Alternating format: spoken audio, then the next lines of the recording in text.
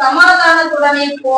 நீ இஸ்ரவேலின் தேவனிடத்தில் கேட்ட உன் விண்ணப்பத்தின்படி அவர் உனக்கு கட்டளையிடுவாராக என்றார். ஆமென். ஹல்லேலூயா. இங்க பாத்தீங்கன்னா வருஷந்தோறும் கர்த்தரை கனம் பண்ணக்கூடிய, கர்த்தருக்கு பலி செலுத்தக்கூடிய ஒரு பக்தியுள்ள குடும்பம் தான் யாரு? அன்னாளுடைய குடும்பம். எல்கானா அவருடைய மனைவி அன்னாள். ஆனா எல்கானாவுக்கு எத்தனை மனைவிகள்? 2 மனைவிகள். அந்த இரண்டாவது பென்னினாளுக்கு குழந்தைகள் அதிகமா இருந்தது. ஆனா அன்னாளுக்கு என்ன இல்ல?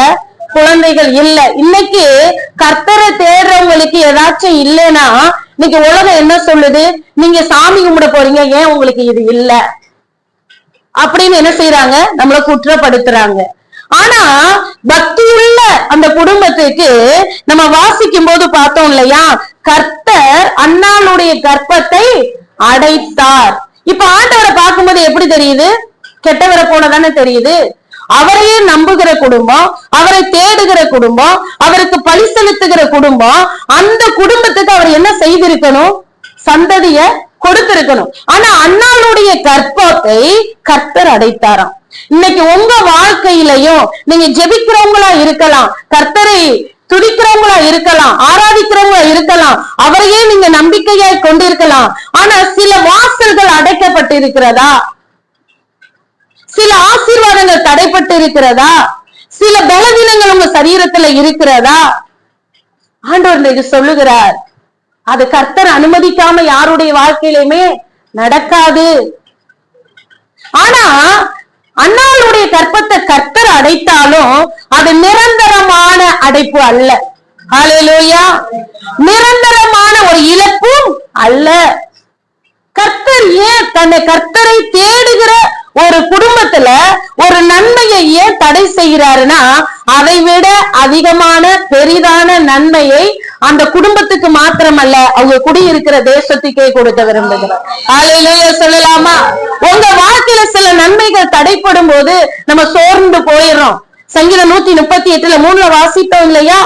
என் ஆத்மா பலன் இல்லாம போயிரும், தைரியம் இல்லாம போயிருவோம். ஆனா ஆண்டவரை நோக்கி கூப்பிடும் போது நமக்கு மறு உத்தரவு கொடுத்து நம்மளை பலப்படுத்தி நம்மளை தைரியப்படுத்துகிற தேவனாய் இருக்கிறார். ஹல்லேலூயா. அப்படின்னா அண்ணா ஒவ்வொரு நாளும் தனக்கு குழந்தை இல்லைங்கிற அந்த குறைபாடுகளை அவளுடைய சக்காலத்தி யாரு? பென்னினாள். அதையும் ஒரு குறையாய் சொல்லி சொல்லி சொல்லி அவளை அண்ணால மன கிளேசம் உள்ள ஸ்திரியாக, அனுதினமும் கண்ணீர் சிந்தக்கூடிய ஒரு நிலைமைக்கு அந்த பென்னினாள் அண்ணாலை தள்ளுகிறார். இன்னைக்கு உங்க வாழ்க்கையில சில நன்மைகள் இல்லாததுனால உங்க குடும்பத்தார் அல்லது உறவுகள், நண்பர்கள் அதையே சொல்லி சொல்லி சொல்லி நம்ம இருதயத்தை என்ன செஞ்சிருவாங்க? விசனப்படுத்திடுவாங்க. மன கிளேசம் உள்ளவங்களால் கண்ணீர் வடிக்கக்கூடிய சூழ்நிலையில நம்மளை தள்ளிடுவாங்க. ஆனா நான் ஒண்ணு மட்டும் சொல்லுவேன், அது நிரந்தரமானது அல்ல. ஹல்லேலூயா. மனுஷர்கள் மூலமாய் வரக்கூடிய தீமைகள், துன்பங்கள், வேதனைகளை நம்ம கூட கர்த்தர் இருந்தாருன்னா அதை இயேசுவின் நாமத்தினால சீக்கிரமாக களிப்பாக மாற்றுவார். ஹல்லேலூயா. ஆண்டவர் உங்க கூட இருக்கிறாருங்கிற நிச்சயம் உங்களுக்குள்ள இருந்துச்சுன்னா உங்களுக்கு ஒரு நிச்சயம் வேணும், என் துக்கம் சந்தோஷமாய் மாறும். ஹல்லேலூயா. அந்த நம்பிக்கையோட தான் அண்ணாள் என்ன பண்றானா, கணவன் வந்து சொல்லுகிறார், அண்ணால ஏன் அழுகிற, ஏன் சாப்பிடாம இருக்க? ஆனா அவளுக்கு சமாதானம் இல்ல, அவ ஆத்மாவுல பலன் இல்ல, அவளுக்கு தைரியம் இல்ல. அவள் தேவ சமூகத்துல போய் இருதயத்திலே பேசி கொண்டிருந்தாள். ஹல்லேலூயா. வாயினால கூட என்ன செய்ய முடியல? பேச முடியல. அந்த அளவுக்கு இருதயத்துல வேதனை, அந்த அளவுக்கு மனதுல கிளேசம் உண்டாகி இருக்கிறது. ஆனா கண்ணீர் வடித்து தன் இருதயத்தை ஊற்றி தேவ சமூகத்துல அழுது கொண்டிருந்தாள். நீண்ட நாட்களா உங்க காரியம், உங்க எதிர்காலம் அல்லது ஒரு நன்மைக்காக நீண்ட நாள் நீங்க ஜெபிக்கிறீங்களா? ஒரு நாள் வரும், கர்த்தர் உங்க அழுகையின் சத்தத்தை கேட்பார். ஹல்லேலூயா. வருஷந்தோறும் அந்த ஆலயத்துக்கு போனாங்க. ஆனா அந்த நேரம், அந்த அண்ணாளுடைய ஜெபத்துக்கு பதில் கொடுக்கிற நேரம், அண்ணாளுக்கு வாக்கு கொடுக்கிற நேரம் வரும் பொழுதோ அவள் துக்கம் சந்தோஷமாய் மாறுகிறது, அவள் ஆத்மா பலன் அடைகிறது, அவள் பயம் நீங்கி தைரியம் அடைகிறார். ஹல்லேலூயா.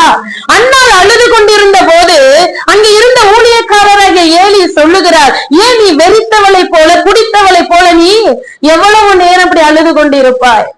மனுஷர் நம்மளுடைய இருதயத்தை அறிய முடியாது. அல்லேலூயா. கர்த்தர் இருதயத்தை அறிகிறவர், இருதயத்தின் ஆழங்களை அறிகிறவர். நீங்க வெளியே சொல்ல முடியாத சில பாரங்களை நீங்க சுமக்கலாம், யாரிடத்துல சொல்ல முடியாது, சொன்னாலும் ஆறுதல் கிடைக்காது. அல்லேலூயா சொல்லுங்க பார்க்கலாம். ஆனா கர்த்தர் சொல்லுகிறார், உன் இருதயத்தையும் இருதயத்தின் ஆழங்களையும் அறிந்த கர்த்தர் நான். ஆமே. அண்ணால் அழுது கொண்டிருக்கும் போது ஏலிக்கு புரியல, நீ ஏன் வெறிச்சு குடிச்சவளை போல நீ அழுது கொண்டு இருக்கிற, எவ்வளவு நேரம் நீ இவ்வளவு இருப்ப அப்படின்னு. அப்ப அவள் துக்கத்தோட சொல்லுகிற, ஐயா நான் குடிக்கல, திராட்சை ரசமும் குடிக்கல, நான் இருதயத்துல மனம் கசந்து என் இருதயம் விசனப்பட்டு மன கிளேசம் உள்ள ஸ்திரியாக என் இருதயத்தின் வேண்டுதலை நான் என்ன செய்யறேன், அழுது கொண்டிருக்கேன். இன்னைக்கு நீங்க அழுது கொண்டிருக்கீங்களா? நீண்ட நாளா ஒரு காரியத்துக்காக காத்திருக்கீங்களா? கர்த்தர் குறித்த நேரம், கர்த்தர் குறித்த காலம் வரும்போதோ கர்த்தர் உங்கள் ஆத்துமாவை பலப்படுத்துவார், உங்கள் குறைவுகளை நிறைவாக்குவார். அல்லேலூயா. அங்கிருந்த ஏலி மூலமாய் அடுத்து கர்த்தர் பேசுகிறார். என்ன பேசுகிறார்? அதற்கு ஏலி, சமாதானத்துடனே போ, நீ இஸ்ரவேலின் தேவனிடத்தில் கேட்ட உன் விண்ணப்பத்தின்படியே அவர் உனக்கு கட்டளையிடுவாராக என்றார். அல்லேலூயா. தேவன் அடிக்கடி ஜெபிக்கிறேன், ஜெபம் கேட்கப்படல. நான் அதிகமாய் விண்ணப்பம் பண்றேன், என் விண்ணப்பம் கேட்கப்படல. இன்னும் தடை, இன்னும் டிலே ஆகுது, இன்னும் நான் சோர்ந்து போகிற நிலைமையதான் நான் சந்திக்கிறேங்கிற ஒரு சூழ்நிலையில நீங்க இருப்பீருக்குன்னா ஆண்டவர் சொல்லுகிறார், உனக்கான நேரத்தை நான் நியமிச்சு வச்சிருக்கேன். அன்னாளுக்கு நிரந்தரமாய் அந்த கற்பத்தை அடைக்கவில்லை. ஹல்லேலூயா. அவள் மேல ஒரு தேவ திட்டம் இருந்தது. அவள் மேல தேவன் ஒரு மகா பெரிய உன்னதமான ஒரு அழைப்பு, தரிசனம் உள்ள ஒரு மகனை கொடுக்கும்படியாக அன்னாள் மேல தேவன் ஒரு தரிசனத்தை வைத்திருந்தார். தரிசனம் உள்ளவங்களுக்கு சில நன்மைகள் தடைபடும். அல்லேலூயா.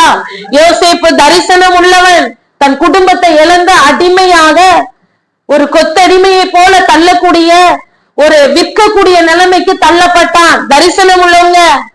ஆண்டவரை தேடுகிறவங்களுக்கு குறைவு வரும்.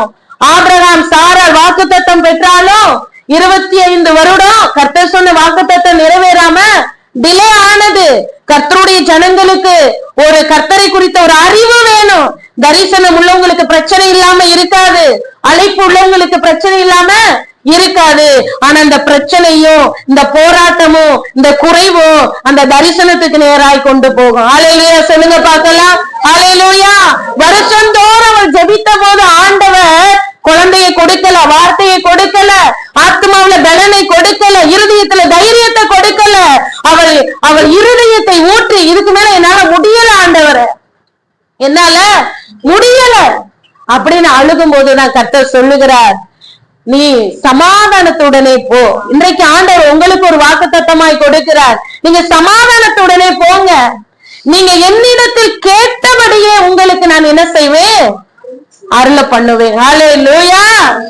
பெண்ணினாளுக்கு 10 பிள்ளைகள் இருக்கலாம், ஆனா தரிசனம் இல்ல.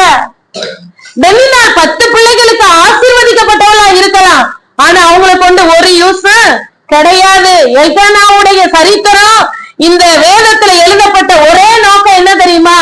அவங்க சந்ததியில சாமுவேல் வரணும். அதுதான். ஹல்லேலூயா சொல்லுங்க பார்க்கலாம். ஹல்லேலூயா.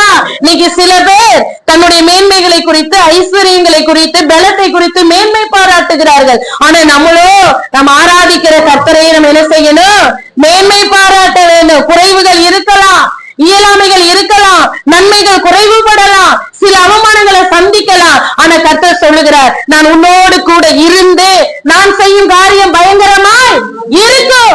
பெண்ணினாலோட கர்த்தர் இல்லைங்க, ஆனா அண்ணாளோடு கர்த்தர் இருந்தார். கண்ணீர் வடிக்கிற அண்ணாளோட தான் கர்த்தர் பேசினார். மன கிளேசம் உள்ள ஸ்திரியா இருந்த அண்ணாளோட தான் கர்த்தர் இருந்தார். அல்லேலூயா. வாக்குத்தத்தத்தின் பிள்ளையை கர்த்தர் என்ன செய்தார், கொடுத்தார். ஒரு தீர்க்க தரிசியை கர்த்தர் என்ன செய்தார், அவள் எத்தனை வருஷம் அழுதிருப்பார், எத்தனை வருஷம் காத்திருப்பா, எத்தனை வருஷம் அவமானத்தை சந்திச்சிருப்பாங்க. ஆனா ஏன் இந்த அவமானம், ஏன் எனக்கு இந்த நிந்த, ஏன் எனக்கு இந்த குறைவு, நன்மைக்கு ஏதுவாக தான் தேவன் நடத்துவார். ஹல்லேலூயா. முடிவு எப்படிதான் இருக்குமா, நன்மையாக தான் இருக்கும். அல்லேலூயா. கர்த்தர் நம்மளை எங்கேயும் யார் இடத்துல என்ன செய்ய மாட்டார், விட்டு கொடுக்கவே மாட்டார். ஆனா மனுஷன் என்ன செஞ்சிருவாங்க, விட்டு கொடுத்துருவாங்க.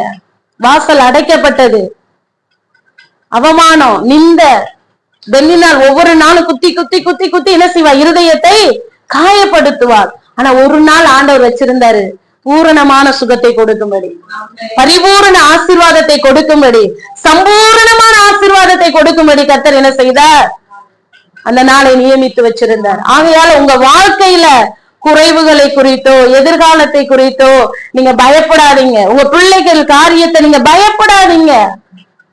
ஸ்தோத்திரம். ஆண்டவர் நிச்சயமா உங்க விண்ணப்பத்துக்கு பதில் கொடுப்பார். உங்கள் அழுகையின் சத்தத்தை கேட்பார். உங்க கண்ணீர் மாறும், உங்க துக்கம் மாறும். நீங்க இஸ்ரவேலின் தேவனிடத்தில் கேட்டபடியே கர்த்தர் என்ன செய்வார், உங்களுக்கு அருள பண்ணுவாராக. எத்தனை பேர் விசுவாசிக்கிறீங்க? விசுவாசிக்கிறவங்க ஆமீன் சொல்லலாமா? ஹல்லேலூயா. நன்மை இல்லாம இல்லைங்க, நமக்கு வெயிட்டா நன்மை இருக்கு. கர்த்தருக்கு ஸ்தோத்திரம். தாமதம் ஆகுதுன்னா இல்லைன்னு நினைச்சிடக்கூடாது.